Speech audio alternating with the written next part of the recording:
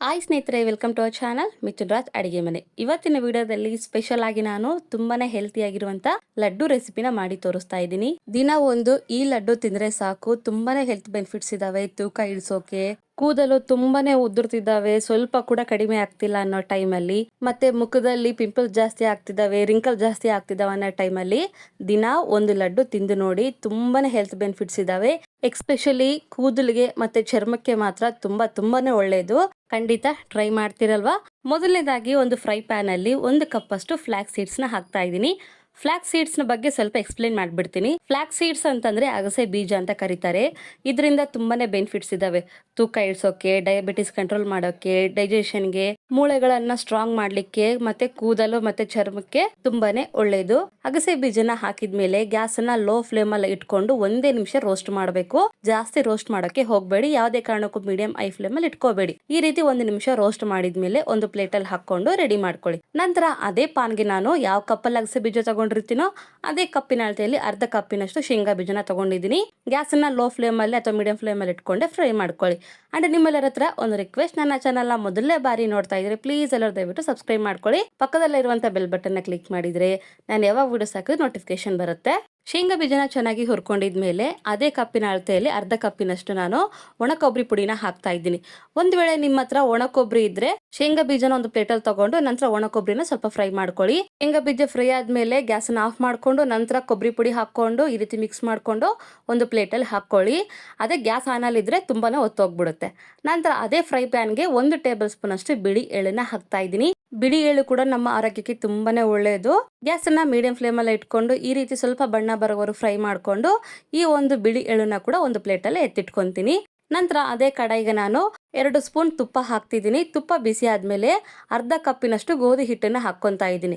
ಒಂದ್ ವೇಳೆ ನಿಮ್ಮ ಹತ್ರ ಗೋಧಿ ಹಿಟ್ಟು ಇಲ್ಲ ಅಂತಂದ್ರೆ ಇದ್ರ ಬದಲಾಗಿ ನೀವು ರಾಗಿ ಹಿಟ್ಟನ್ನ ಕೂಡ ಹಾಕೋಬಹುದು. ಗ್ಯಾಸ್ ಅನ್ನ ಲೋ ಫ್ಲೇಮ್ ಅಲ್ಲಿ ಇಟ್ಕೊಂಡು ಗೋಧಿ ಹಿಟ್ಟು ಸ್ವಲ್ಪ ಬಣ್ಣ ಬರೋವರೆಗೂ ಫ್ರೈ ಮಾಡ್ಕೋಬೇಕು.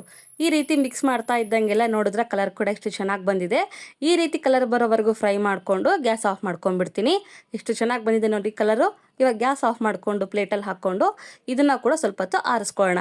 ಎಲ್ಲ ಐಟಮ್ಸ್ನ ಫ್ರೈ ಮಾಡ್ಕೊಂಡು ರೆಡಿ ಮಾಡ್ಕೊಂಡು ಇಟ್ಕೊಂಡಿದ್ದೀನಿ. ಸ್ವಲ್ಪ ಹೊತ್ತು ಆರಿದ್ಮೇಲೆ ನಾನು ಫ್ಲಾಕ್ಸ್ ಸೀಡ್ಸ್ನ ತೋರಿಸ್ತಾ ಇದ್ದೀನಿ. ಇವಾಗ ಒಂದೊಂದಾಗಿ ಮಿಕ್ಸಿ ಮಾಡ್ಕೊಳ್ಳೋಣ. ಮೊದಲನೇದಾಗಿ ನಾನು ಮಿಕ್ಸಿ ಜಾರಲ್ಲಿ ಫ್ಲಾಕ್ಸ್ ಸೀಡ್ಸ್ನ ಹಾಕ್ತಾ ಇದ್ದೀನಿ. ನಂತರ 4 ಏಲಕ್ಕಿ ಹಾಕಿ ಎಷ್ಟು ಸಾಧ್ಯನೋ ಅಷ್ಟು ಫೈನ್ ಆಗಿ ಪೌಡರ್ ತರ ಮಾಡ್ಕೊಳ್ಳಿ. ನೋಡಿದ್ರ ಇಷ್ಟು ಫೈನ್ ಆಗಿ ಪೌಡರ್ ತರ ಮಾಡ್ಕೊಂಡಿದ್ದೀನಿ. ಯಾವುದೇ ಕಾರಣಕ್ಕೂ ತರಿತರಾಗಿ ಮಾಡ್ಕೊಳ್ಳಕ್ಕೆ ಹೋಗಬೇಡಿ. ಆದಷ್ಟು ಫೈನ್ ಆಗಿ ನುಣ್ಣಗೆ ಈ ರೀತಿ ಪೌಡರ್ ತರ ಮಾಡ್ಕೊಳ್ಳಿ. ಮಿಕ್ಸಿ ಮಾಡಿರುವಂತ ಅಗಸೆ ಪುಡಿನ ನಾನು ಒಂದು ಮಿಕ್ಸಿಂಗ್ ಬೌಲ್ ಅಲ್ಲಿ ಹಾಕೊಂತಾ ಇದ್ದೀನಿ. ನಂತರ ಅದೇ ಮಿಕ್ಸಿ ಜಾರಿಗೆ ಶೇಂಗಾ ಬೀಜ ಮತ್ತೆ ಕೊಬ್ಬರಿ ಪುಡಿನ ಹಾಕೊಂತಾ ಇದ್ದೀನಿ. ಹಾಕೊಂಡು ಮಿಕ್ಸಿ ಮುಚ್ಚಳನ ಮುಚ್ಚಿ ಫೈನ್ ಆಗಿ ಪೌಡರ್ ತರ ಮಾಡ್ಕೊಳ್ಳಿ. ಒಣ ಕೊಬ್ಬರಿ ಪುಡಿನೇ ಹಾಕೊಳ್ಳಿ, ಇಲ್ಲಾಂದ್ರೆ ಒಣ ಕೊಬ್ಬರಿ ಹಾಕೊಳ್ಳಿ. ಹಸಿ ಕೊಬ್ಬರಿ ಪುಡಿನ ಹಾಕೋಬೇಡಿ. ನುಣ್ಣಿಗೆ ಪೌಡರ್ ತರ ಮಾಡ್ಕೊಂಡಿದ್ಮೇಲೆ 1 ಕಪ್ಪಿನಷ್ಟು ತುರಿದಿರುವಂತ ಬೆಲ್ಲ ಹಾಕ್ತಾ ಇದ್ದೀನಿ. 1 ಕಪ್ ಅಗಸೆ ಬೀಜಕ್ಕೆ 1 ಕಪ್ ಬೆಲ್ಲ ಕರೆಕ್ಟ್ ಆಗುತ್ತೆ. ಇನ್ನೂ ಜಾಸ್ತಿ ಸ್ವೀಟ್ನೆಸ್ ಬೇಕು ಅಂದ್ರೆ 1.5 ಕಪ್ ಅಷ್ಟು ಬೆಲ್ಲ ಕೂಡ ಹಾಕೋಬಹುದು. ಒಂದ್ ವೇಳೆ ನಿಮಗೆ ಬೆಲ್ಲ ಹಾಕೋದು ಇಷ್ಟ ಇಲ್ಲ ಅಂದ್ರೆ ಡೇಟ್ಸ್ ಬರುತ್ತಲ್ಲ ಖರ್ಜೂರ, ಅದನ್ನ ಕೂಡ ಹಾಕಿ ಮಿಕ್ಸಿ ಮಾಡ್ಕೋಬಹುದು. ಈ ರೀತಿ ಫೈನ್ ಆಗಿ ಪೌಡರ್ ತರ ಮಾಡ್ಕೊಂಡು ರೆಡಿ ಮಾಡ್ಕೊಂಡಿದ್ಮೇಲೆ ಆಲ್ರೆಡಿ ಅಗಸೆ ಬೀಜ ತೆಗೆದಿರ್ತೀವಲ್ಲ ಅದೇ ಮಿಕ್ಸಿಂಗ್ ಬೌಲ್ಗೆ ಹಾಕೊಂಡ್ಬಿಡ್ತೀನಿ. ಈ ರೀತಿ ಎಲ್ಲವನ್ನು ಹಾಕೊಂಡಿದ್ಮೇಲೆ ಹುರಿದಿರುವಂತ ಗೋಧಿ ಹಿಟ್ಟನ್ನ ಕೂಡ ಹಾಕೊಂತಾ ಇದ್ದೀನಿ. ಈ ರೀತಿ ಗೋಧಿ ಹಿಟ್ಟನ್ನ ಹಾಕೋದ್ರಿಂದ ಒಳ್ಳೆ ಟೇಸ್ಟ್ ಬರುತ್ತೆ. ಫ್ಲಾಕ್ಸ್ ಸೀಡ್ಸ್ ಲಡ್ಡು ತಿನ್ಬೇಕಾದ್ರೆ ಕಹಿ ಬರೋದಿಲ್ಲ, ಒಗುರು ಅನ್ಸೋದಿಲ್ಲ. ಎಲ್ಲವನ್ನು ಹಾಕೊಂಡಿದ್ಮೇಲೆ ನೀಟಾಗಿ ಮಿಕ್ಸ್ ಮಾಡ್ಕೊಳ್ಳಿ. ಅಂಡ್ ಇನ್ನೊಂದು ಹೇಳ್ಬೇಕು, ಎಲ್ಲಾ ಮೆಜರ್ಮೆಂಟ್ ನ ಒಂದೇ ಕಪ್ಪಿನ ಅಳತೆಯಲ್ಲಿ ತಗೊಳ್ಳಿ, ಕಡಿಮೆ ಜಾಸ್ತಿ ತಗೋಬೇಡಿ. ಈ ರೀತಿ ಸರಿಯಾಗಿ ಎಲ್ಲವನ್ನು ಮಿಕ್ಸ್ ಮಾಡ್ಕೊಂಡಿದ್ಮೇಲೆ ನಂತರ ಇದಕ್ಕೆ 1 ಟೇಬಲ್ ಸ್ಪೂನ್ ಅಷ್ಟು ಪಿಸ್ತಾ ಹಾಕ್ತಾ ಇದ್ದೀನಿ. ಇದ್ರೆ ಹಾಕೊಳ್ಳಿ, ಇಲ್ಲಾಂದ್ರೆ ಬೇಡ. ನಂತರ ರೋಸ್ಟ್ ಮಾಡಿರುವಂತೆ ಬಿಳಿ ಎಳ್ಳನ್ನ ಹಾಕ್ತಾ ಇದ್ದೀನಿ. ನಂತರ 2 ರಿಂದ 3 ಟೇಬಲ್ ಸ್ಪೂನ್ ಅಷ್ಟು ಕಾಯಿಸಿರುವಂತ ತುಪ್ಪ ಹಾಕ್ತಾ ಇದ್ದೀನಿ. ತುಪ್ಪ ಹಾಕೋದ್ರಿಂದ ಲಡ್ಡು ಕಟ್ಟೋಕೆ ಈಸಿಯಾಗಿ ಬರುತ್ತೆ, ಹಾಗಾಗಿ ತುಪ್ಪ ಹಾಕೊಂತಾ ಇದ್ದೀನಿ. ತುಪ್ಪ ತಿನ್ನಲ್ಲ ಅಂತಂದ್ರೆ ಸ್ವಲ್ಪ ಎಣ್ಣೆ ಹಾಕೋಬಹುದು, ಬಟ್ ಎಣ್ಣೆಕಿನ್ನ ತುಪ್ಪ ಟೇಸ್ಟ್ ತುಂಬಾ ಚೆನ್ನಾಗಿರುತ್ತೆ. ತುಪ್ಪ ಹಾಕಿದ್ಮೇಲೆ ನೀಟಾಗಿ ಮಿಕ್ಸ್ ಮಾಡ್ಕೊಂಡು ಲಡ್ಡು ರೂಪದಲ್ಲಿ ಕಟ್ಕೊಂತ ಹೋಗೋದು.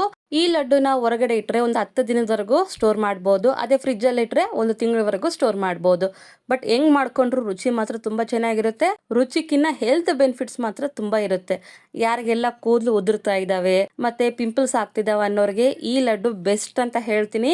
ಕಂಟಿನ್ಯೂಸ್ ಆಗಿ ಒಂದು 15 ದಿನ ಈ ಲಡ್ಡುನ ತಿಂದು ನೋಡಿ, ನಿಮ್ ಕೂದಲು ಉದುರೋದಲ್ಲಿ ಎಷ್ಟು ಡಿಫ್ರೆನ್ಸ್ ಬರುತ್ತೆ ಅಂತ ನಿಮಗೆ ಗೊತ್ತಾಗುತ್ತೆ.